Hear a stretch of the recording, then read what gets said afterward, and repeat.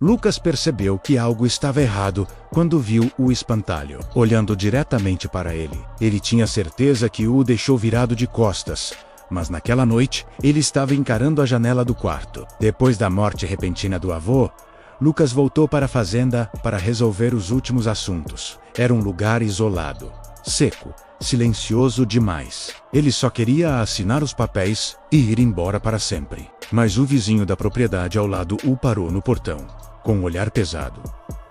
A voz dele era grave, tensa. Seu avô falava que a terra aqui andava inquieta. Lucas achou que era só superstição de gente do interior. Ele mal sabia o erro que estava cometendo. Naquela primeira noite, ele tentou dormir.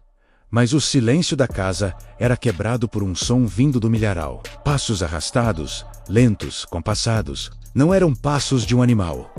Eram humanos demais. Ele se levantou e foi até a janela. A lua cheia iluminava o campo, e a sombra do espantalho se projetava longa e torta sobre a terra. De repente, as fileiras de milho se mexeram, como se algo grande e pesado estivesse passando por ali, abrindo caminho. Assustado, Lucas fechou a cortina com força e trancou a janela. Mas o som continuou, arrastando-se pela noite. Na manhã seguinte, a primeira coisa que ele fez foi olhar pela janela.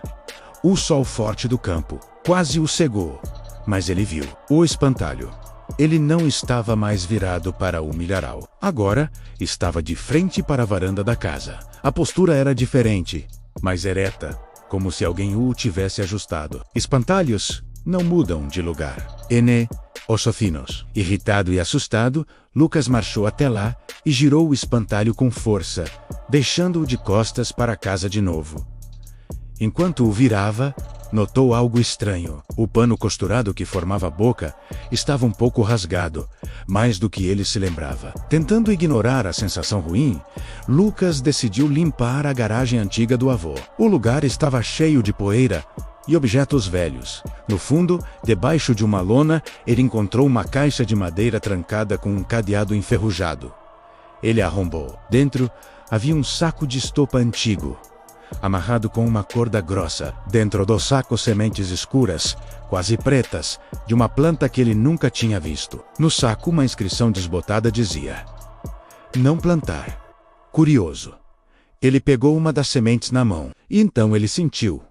A semente pulsou. 1, 2 vezes, como um coração pequeno e doente batendo contra a sua pele. Um som baixo, orgânico, quase molhado, parecia vir de dentro dela. Ele largou a semente de volta no saco, o coração acelerado. Ali, ele entendeu que seu avô não era apenas um fazendeiro, ele era um guardião. A segunda noite foi pior. O som de passos no milharal voltou, mas desta vez, algo mais veio com ele. Um sussurro. Uma voz que parecia ser carregada pelo vento, chamando seu nome. Lucas.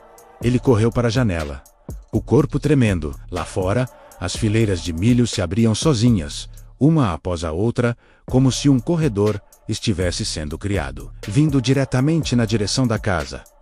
Foi a primeira vez que ele ouviu o chamado. De repente, a porta da frente da casa bateu com uma força violenta. As luzes piscaram e se apagaram. Mergel rondou na escuridão.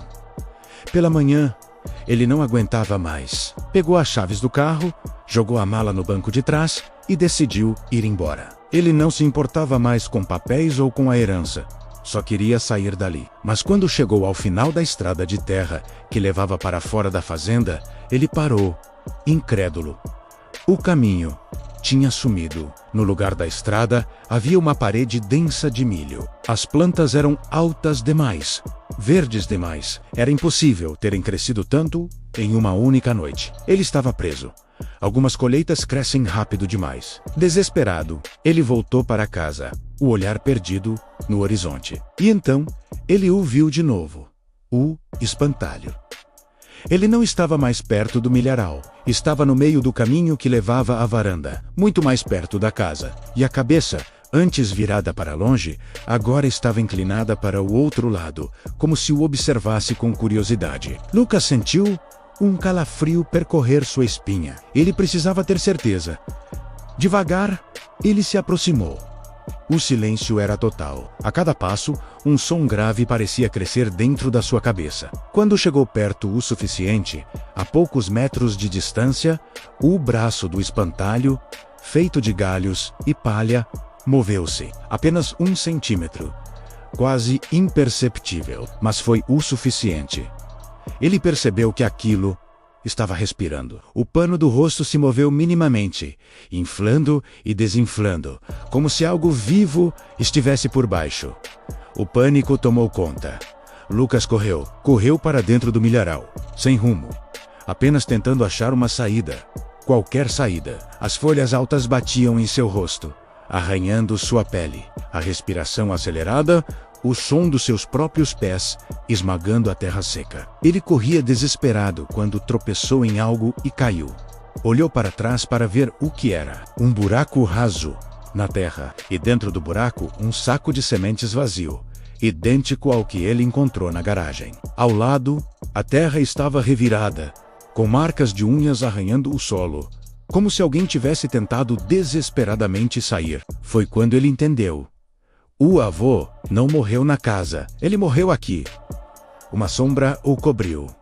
Ele se virou lentamente. O espantalho estava parado bem atrás dele, mas não era mais um boneco de palha. O pano da boca estava completamente rasgado, aberto, revelando um breu úmido lá dentro, onde algo se mexia. Os braços estavam mais longos, os dedos de galho retorcidos, e da sua pele de palha, uma seiva escura e grossa pingava no chão. Então, a criatura falou, com uma voz distorcida, grave e úmida, que parecia vir das profundezas da terra. Lucas, a colheita leva o que é seu.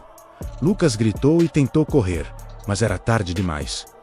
O milharal se fechou ao redor dele. As plantas se moveram como braços vivos, agarrando suas pernas, seus braços, seu corpo. Ele girava em desespero, mas para onde quer que olhasse, só havia uma parede verde se fechando. Ele caiu de joelhos. O espantalho se ajoelhou na sua frente, lento e deliberado. A criatura colocou a mão de galhos sobre a terra, e a terra, ao terral, se abriu como carne, se rasgando. A terra sempre cobra o que deu vida. Raízes grossas como serpentes brotaram do chão, prenderam Lucas e começaram a puxá-lo para baixo, para dentro da escuridão fria e úmida. Seu último grito foi abafado pela terra.